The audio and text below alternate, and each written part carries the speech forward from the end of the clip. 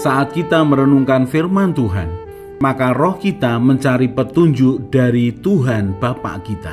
Saat kita merenungkan firman Tuhan, saat itulah frekuensi hati kita terhubung dengan frekuensi hati Tuhan, sumber kehidupan, jalan dan kebenaran yang sejati. Dan petunjuk yang didapat roh kita dari kebenaran firman Tuhan akan mengajar kita, menyatakan kesalahan kita, memperbaiki kelakuan kita, dan mendidik kita dalam kebenaran. Maka ketika kita melakukan kebenaran Tuhan, hidup kita akan menjadi terang dan garam bagi siapapun di sekeliling kita. Kalau setiap hari kita belajar firman Tuhan, maka hidup kita ini dijagai untuk selalu berada dalam kehendak Tuhan.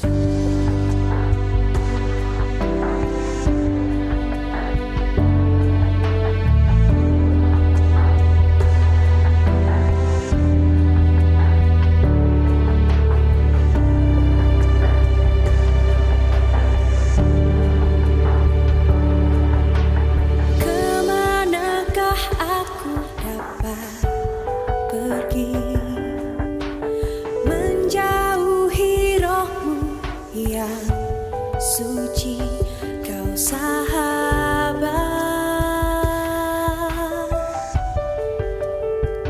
dan kau dekat,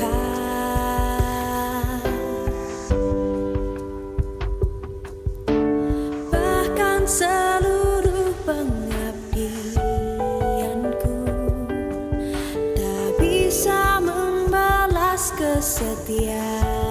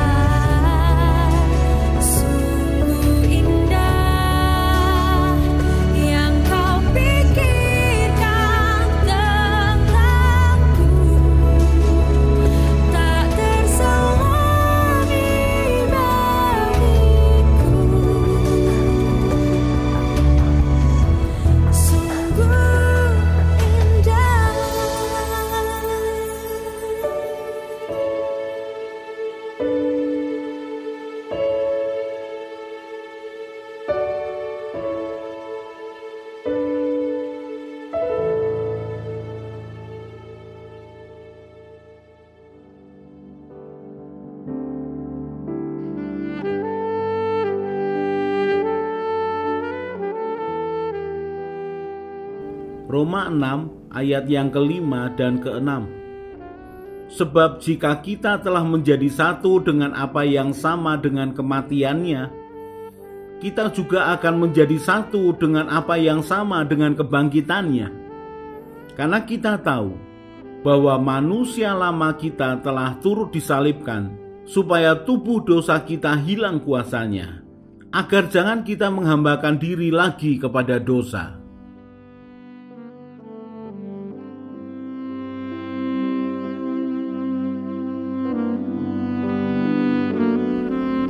Mudah buat setiap kita mengakui bahwa kita ini adalah pengikut Kristus atau sebagai orang Kristen.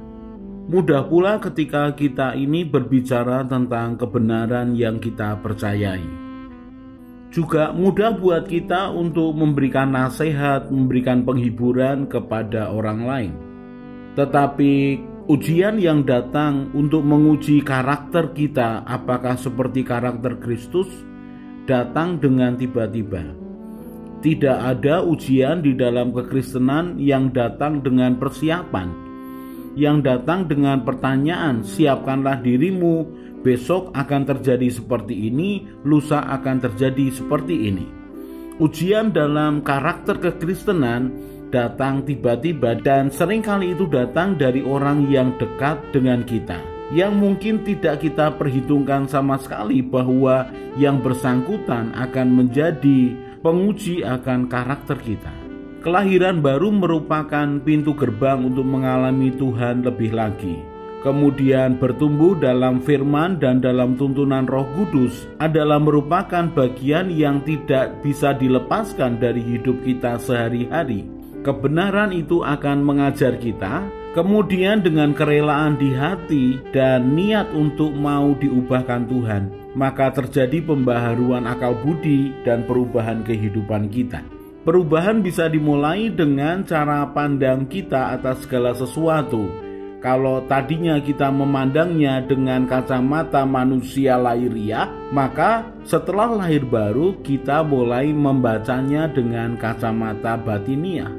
Kalau sebelumnya manusia lama kecenderungannya adalah merusak, mematikan, menghancurkan, tetapi ketika kita hidup dalam manusia baru, maka ada kecenderungan baru yang kita bangun, yaitu kasih, belas kasihan, kemurahan, dan pengampunan. Sebagai pengikut Kristus yang mengalami akan pembaharuan demi pembaharuan, mengalami perubahan demi perubahan, maka akan datang yang saya sebutkan tadi di depan, ujian karakter. Ujian karakter sesungguhnya menguji akan akar atau fondasi kebenaran dalam hidup kita. Matius pasal yang ke-7 ayat 24-27. Setiap orang yang mendengar perkataanku ini dan melakukannya, ia sama dengan orang yang bijaksana yang mendirikan rumahnya di atas batu. Kemudian turunlah hujan dan datanglah banjir.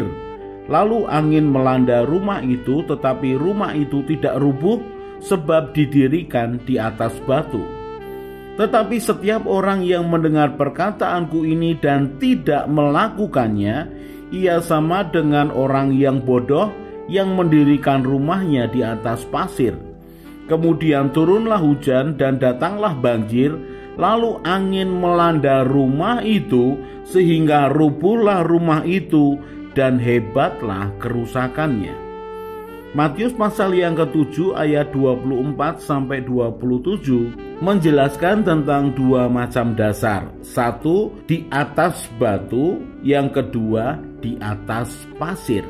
Orang yang mendengarkan firman Tuhan kemudian melakukannya digambarkan seperti orang yang membangun rumahnya di atas batu. Saudara bisa bayangkan kalau seseorang membangun di atas batu. Batu itu keras, tidak ada bagian yang lunak. Sehingga kalau rumah mau didirikan di atas batu, maka dia akan memakai linggis atau betel. Itu seperti paku besar yang dihantamkan dengan palu di atas batu, sehingga kita akan mendapatkan lubang tertentu supaya kita bisa taruh kayu atau bahan lain untuk membangun fondasi rumah. Di atas batu dibangun dengan susah payah. Seperti itulah kira-kira gambaran orang yang mendengarkan firman Tuhan dan melakukannya. Karena melakukan firman Tuhan dibutuhkan yang namanya kerelaan, kerendahan hati. Dia harus menyangkal dagingnya, dia harus menyangkal egonya, bahkan dia harus menyisihkan harga dirinya supaya kebenaran firman Tuhan itu dilakukan. Sesuatu yang keras, sesuatu yang tidak mudah. Tetapi kalau itu dikerjakan dengan segenap hati, maka firman yang dilakukan itu akan memberikan buah kehidupan. Firman yang dilakukan sehingga menjadi tonggak atau dasar kehidupan inilah yang kemudian membangun karakter seseorang. Kalau orang mendengarkan firman Tuhan kemudian melakukannya, maka dia akan terbentuk karakternya. Tetapi kalau orang mendengar firman Tuhan tetapi tidak melakukannya, digambarkan di dalam Matius pasal yang ke-7 ayat yang ke-26 sampai 27. Orang yang mendengarkan firman Tuhan tetapi tidak melakukannya, dia mendengar untuk segera kemudian melupakannya. Ketika ada pilihan untuk melakukan firman atau menuruti daging, dia kemudian lebih menuruti egonya, dagingnya, memilih tidak melakukan firman Tuhan, maka tidak akan terbentuk karakter Kristus di dalam dirinya. Orang yang mendengarkan firman Tuhan tetapi tidak melakukannya, tidak membangun fondasi apapun dalam hidupnya.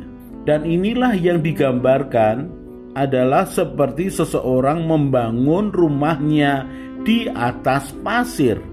Kalau seseorang membangun rumahnya di atas pasir, maka dia akan buat fondasi dengan begitu mudah.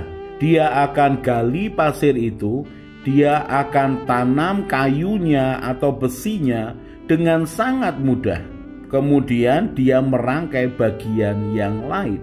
Tetapi apa jadinya ketika masalah muncul, ujian kehidupan muncul, maka yang muncul adalah kedagingan, keegoisan, kemarahan, egois, kesombongan, ingin membalas, yang kemudian membuat permasalahan tambah semakin buruk.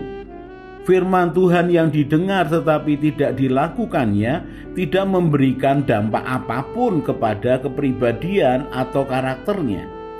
Berbeda dengan orang yang mendengarkan firman Tuhan kemudian melakukannya, maka firman kebenaran itu memberikan dampak di dalam dirinya, memberikan akan pertimbangan, melatih untuk menguasai diri, melatih untuk menyalibkan daging, kemudian menuruti akan perintah Tuhan. Orang yang mendengarkan firman Tuhan dan melakukannya, maka ketika turun hujan, datang banjir, angin melanda rumah itu, maka rumahnya tidak rubuh karena didirikan di atas batu.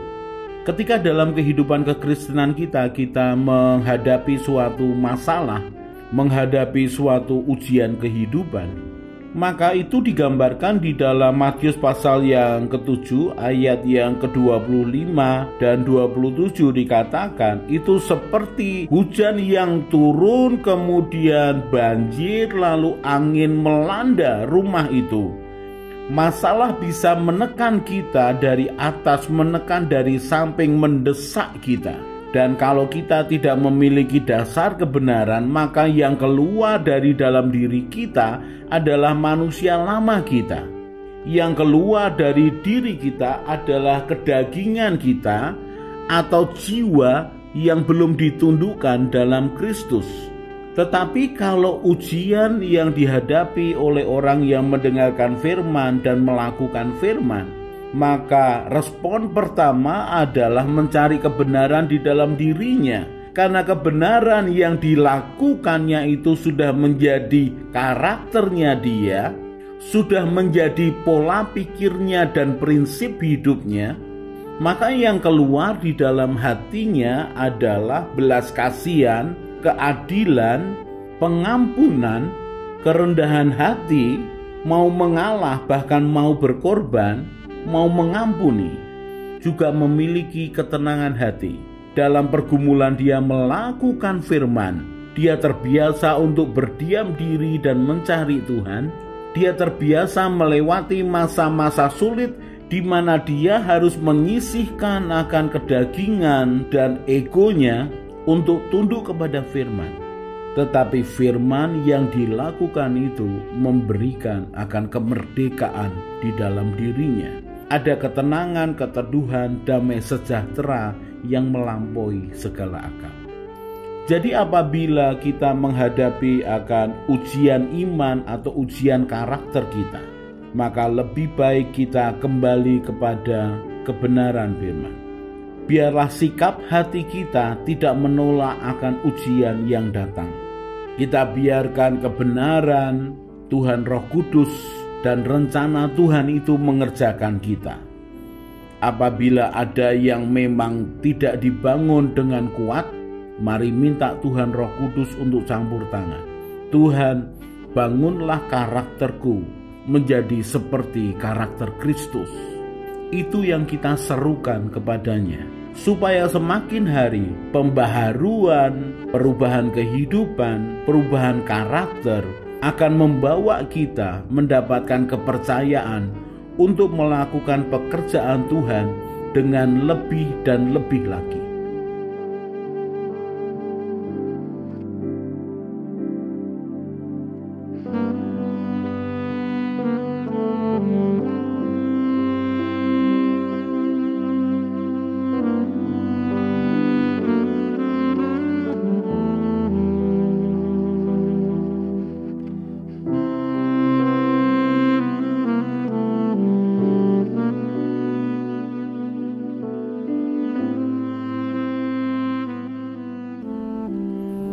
Orang yang mencari Tuhan dengan segenap hati akan bertemu dengan Tuhan.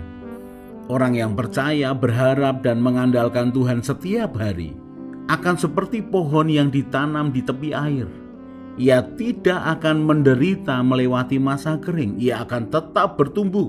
Hatinya bersukacita dan hidupnya terus berbuah. Karena harapannya kepada Tuhan Yesus yang telah menyelamatkan hidupnya. Dia hidup penuh iman dan semangat. Dan dia akan tertawa tentang masa depannya. Dia akan terus berjalan bersama Tuhan. Semakin kuat, semakin semangat. Mari kita berdoa. Tuhan Yesus, terima kasih untuk kebenaran firman-Mu. Tuhan Yesus, berikanlah kerelaan dan kesetiaan yang sama ketika Engkau melaksanakan tugas-Mu di dunia, supaya aku juga rela dan setia melakukan kehendak Bapa. Tuhan Roh Kudus penolongku, ajari aku semakin mengenal Tuhan Yesus dan mengenal Bapa surgawiku, supaya hidupku sesuai dengan rencana-Mu ya Tuhan, dan memuliakan nama-Mu. Bahwa aku berjalan mengikuti jejak-Mu ya Tuhan Yesus, Gembalaku yang baik. Ajari aku berjalan bersama Tuhan senantiasa. Amin. Saya Yosea Kristiono, Gembala Jemaat JKI Injil Keselamatan Semarang. Tetap percaya, tetap semangat. God bless.